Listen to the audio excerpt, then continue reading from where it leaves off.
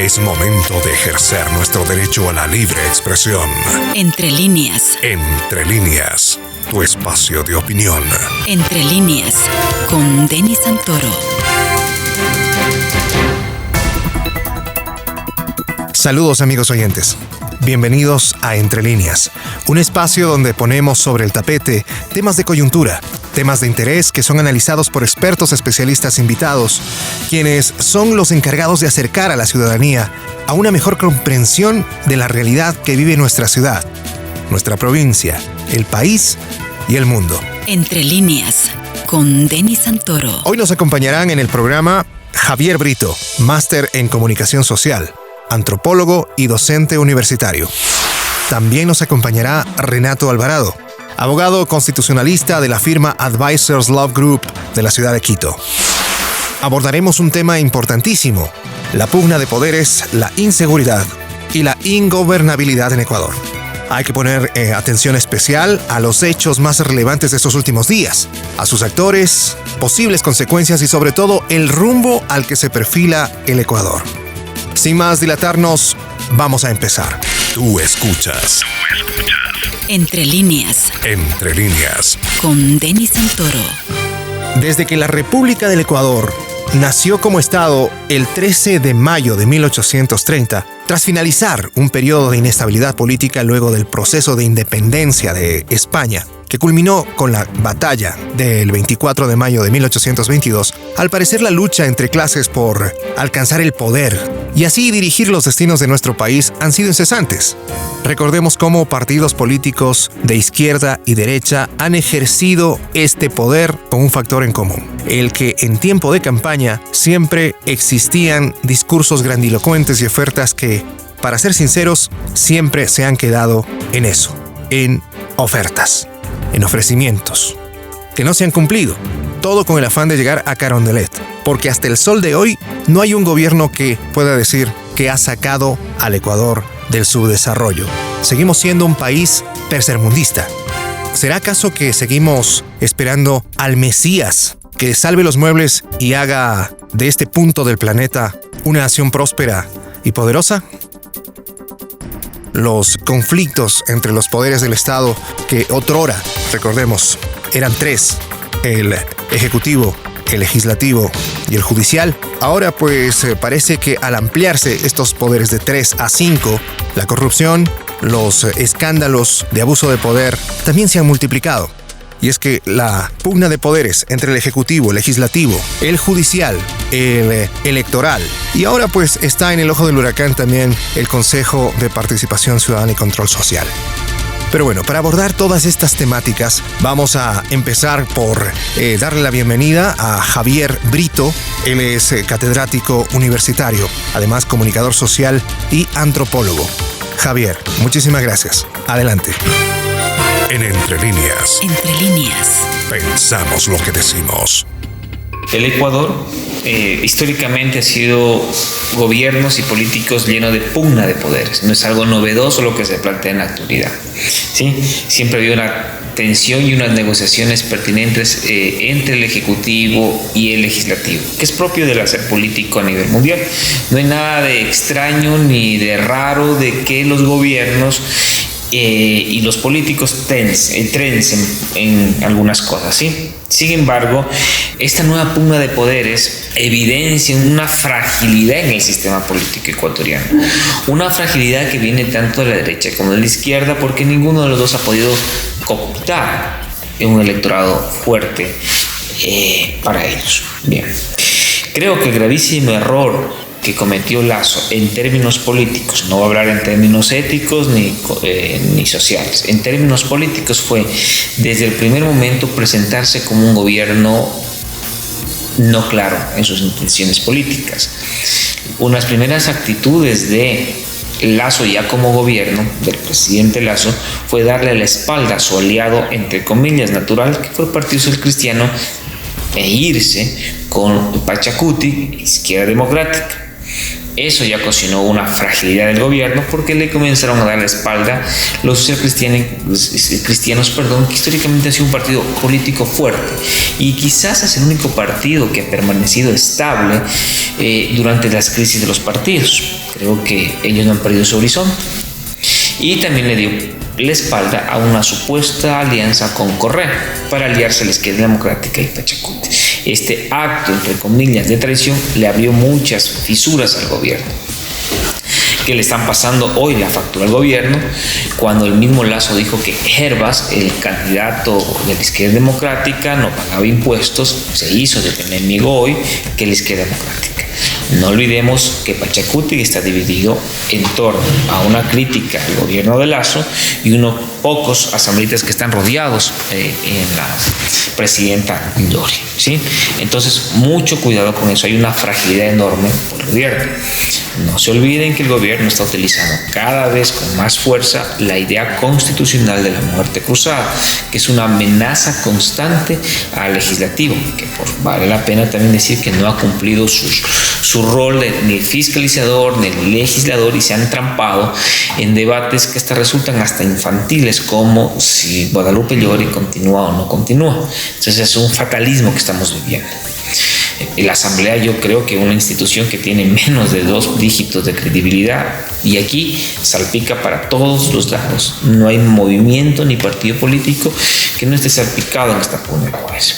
Para incrementar la pugna de poderes, hoy, la semana pasada, el gobierno hizo fuertes declaraciones contra la Corte Nacional de Justicia. Entonces, ya no solamente es una pugna política, es una pugna de poderes porque interviene el otro poder del Estado, que es la justicia, por las situaciones del habeas corpus, por ciertas situaciones que se van con jueces, con jueces de inferior rango que los ministros de la Corte Suprema. Entonces ya hay otra pugna abierta por Lasso con la función judicial. Creo que el principal enemigo de Lasso es Guillermo Lasso. Sus propias declaraciones han sido un efecto boomerang.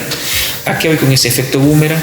Los 100 días, que mejorar esto, llevamos para un año y no se evidencian obras plausibles. Ojo, la gente no solamente está contenta con estadísticas, que estamos creciendo al 5%, que la inversión extranjera, la gente se contenta con obras, y entre esas obras es las construcciones, es la seguridad, que es un punto muy débil en Lasso, sobre todo en las provincias de la costa, y no ven eso.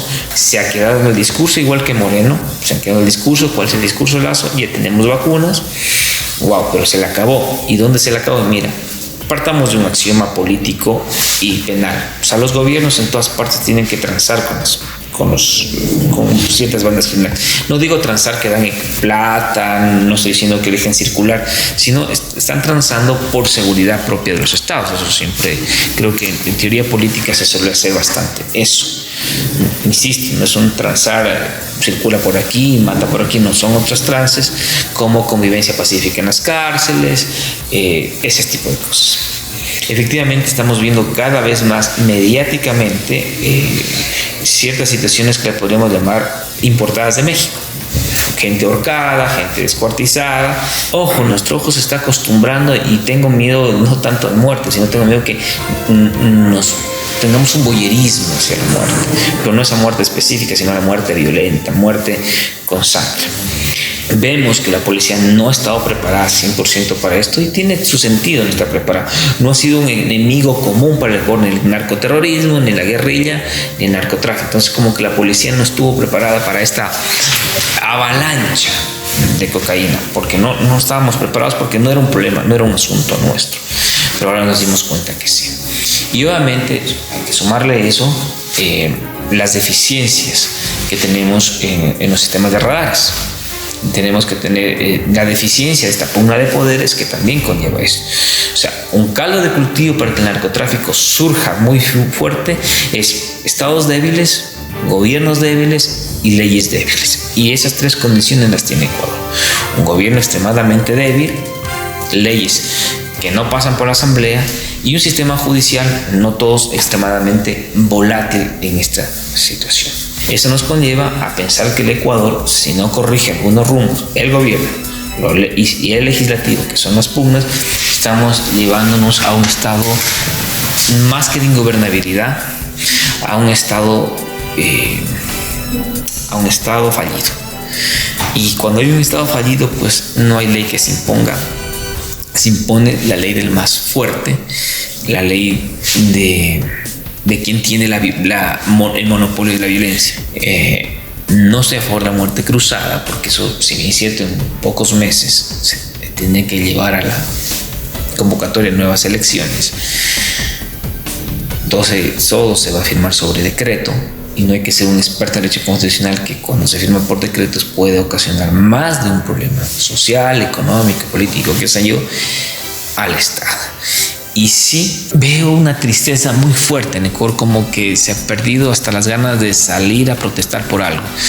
Y eso es un producto que viene no solamente en Moreno, sino viene desde el Correa. ¿Y por qué me atrevo a decir esto?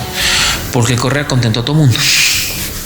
Contentó a todo el mundo, y cuando se contenta a todo el mundo, ya no sé, ¿para qué voy a protestar con quién me contento? Moreno, vino la pandemia, vino eso, y como que el proceso de Moreno fue una transición, pero nos cogió la pandemia y también nos adormeció.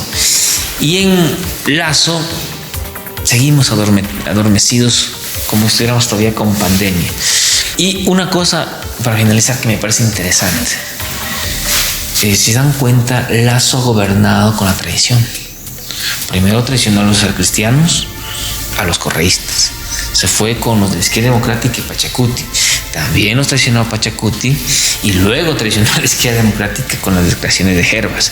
Luego se fue contra los banqueros. O sea, es un gobierno que no tiene un horizonte mediático, no tiene un horizonte de la comunicación, y que juega con esa pugna de la traición. Mucho cuidado. Esa pugna de la traición le puede dar finalizado. Tú escuchas. Entre líneas. Entre líneas. Con Denis Santoro. Temas importantísimos los que acaba de abordar Javier, y es que sin lugar a dudas es un compendio de todo. El hecho de la pugna de poderes ha arrastrado al Ecuador a un confrontamiento sin cuartel entre las principales instancias del gobierno. Ahí está el legislativo, el ejecutivo, que no encuentran un punto concordante. Y esto se ve agravado con la inseguridad, porque desde las leyes vemos cómo delincuentes de cuello blanco, con la complicidad de varios jueces, pueden hacer lo que bien tengan.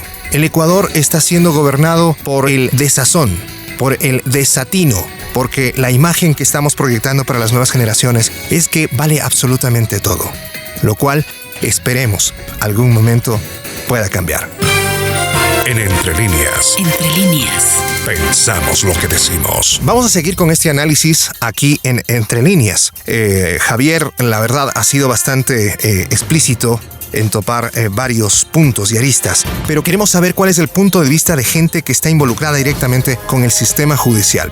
Renato Alvarado, abogado constitucionalista de la ciudad de Quito, él nos va a explicar con mayor lujo de detalles todo lo que tiene que ver con la pugna de poderes, la inseguridad y la ingobernabilidad en Ecuador. Un país en el cual la amenaza de esta bendita muerte cruzada nos está llevando a un gran atolladero. Renato, muchísimas gracias. Adelante. Entre líneas. Con Denis Santoro. Agradezco el espacio de opinión que me brinda. Es de todos conocido que nuestro Estado, nuestro país, tiene una división de poderes establecidos en la propia Constitución. El poder ejecutivo, legislativo, judicial, electoral y transparencia y control social. Cada uno obviamente con sus funciones establecidas constitucionalmente a fin de que ejerzan sus funciones, valga la redundancia, en relación a lo que establece la Carta Magna. Sin embargo, ya que al estar definidas cada una de las funciones, se vuelve un poco peligroso, por decirlo menos, esta injerencia que se ha visto desde varios años atrás. No es una situación reciente en la que un poder ingiere sobre el otro. Hemos visto ejemplos muy claros en los que el Ejecutivo ha intervenido sobre otras funciones, sobre todo en la judicial. Lo vivimos a raíz del año 2007 aproximadamente. Se verificó y se pudo observar desde el lado de nuestra esfera la injerencia del Estado en relación a la justicia, situación por demás fuera de todo contexto y fuera de toda situación que corresponda a un manejo adecuado del Estado. Se ha verificado igualmente la injerencia del Estado a través del Ejecutivo en otras funciones, muy delicado, en el poder electoral, muy grave desde luego.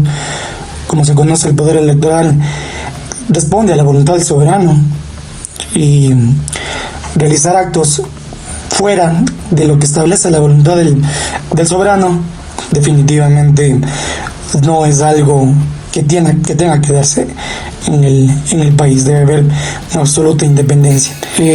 Al mediano o corto plazo definitivamente no se ve que exista un dejo de cambio que pueda augurar que esta situación no se dé, es decir, la independencia de funciones, que cada uno haga lo que le corresponde, lo que le compete de acuerdo a la ley.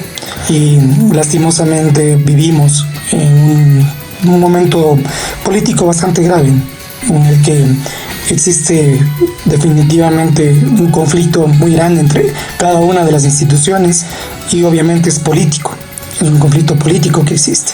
En relación al tema inseguridad, pues no somos un país que nos hayamos caracterizado por niveles de seguridad. Definitivamente, viendo niveles y viendo estadísticas sobre este tema, se verifica que Ecuador se ha convertido a partir del año 2010, si no es antes, en uno de los países con los índices de inseguridad más preocupantes también en la región. Y últimamente estamos con índices muy elevados, especialmente en regiones como Guayaquil, como Esmeraldas, en donde la tasa de inseguridad equivale a países en donde el narcotráfico obviamente es uno de los problemas más graves.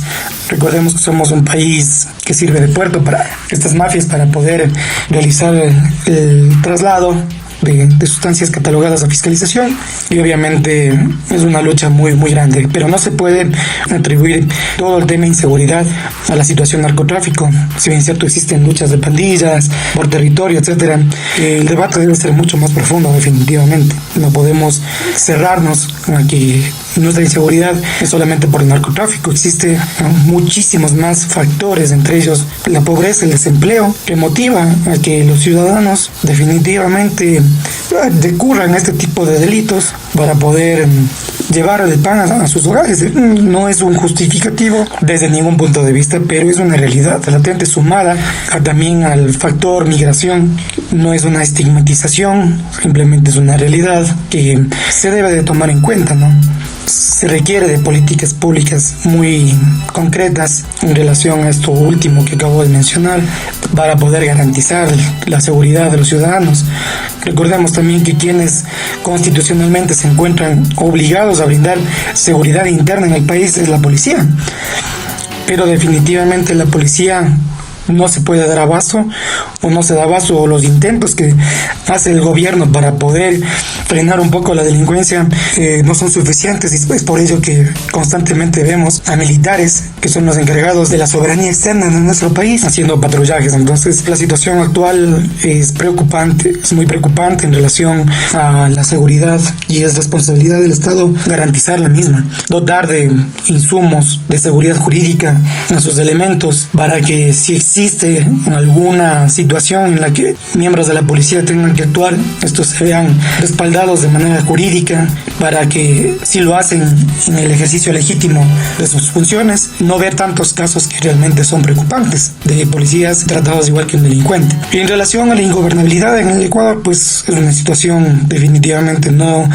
reciente. Esto se ha venido viviendo desde hace varios años atrás. Hubo cierta calma. Recordemos en la época del presidente Correa, cuando tuvo a su favor más de 100 asambleístas en la Asamblea Nacional, que le dieron total carta abierta a la aprobación de leyes por cuanto pertenecían a una misma bancada, un mismo proyecto político. Sin embargo, actualmente la situación entre asamblea y gobierno, pues definitivamente no es la adecuada, no es la mejor, y esto da lugar a muchas situaciones, es decir, a tratar de llegar a acuerdos entre ejecutivo y legislativo. Existe mucha tela que cortar debajo de esos acuerdos, y evidentemente el gobierno no tiene una mayoría en la asamblea que le permita dar viabilidad y sostenibilidad al proyecto político que pueda garantizar que las leyes enviadas por el ejecutivo